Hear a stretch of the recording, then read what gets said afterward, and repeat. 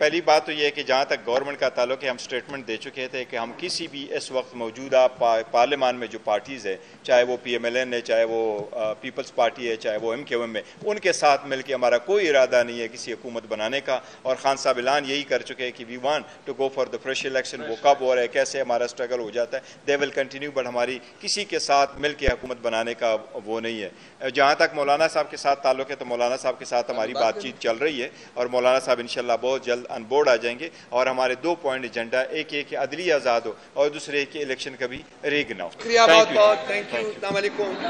thank you ہم تو صبح کی خوار ہو رہے ہیں کیوں 4 گھنٹے بعد فیصلہ سنایا انہوں نے ہاں کنہوں نے سنم جاوید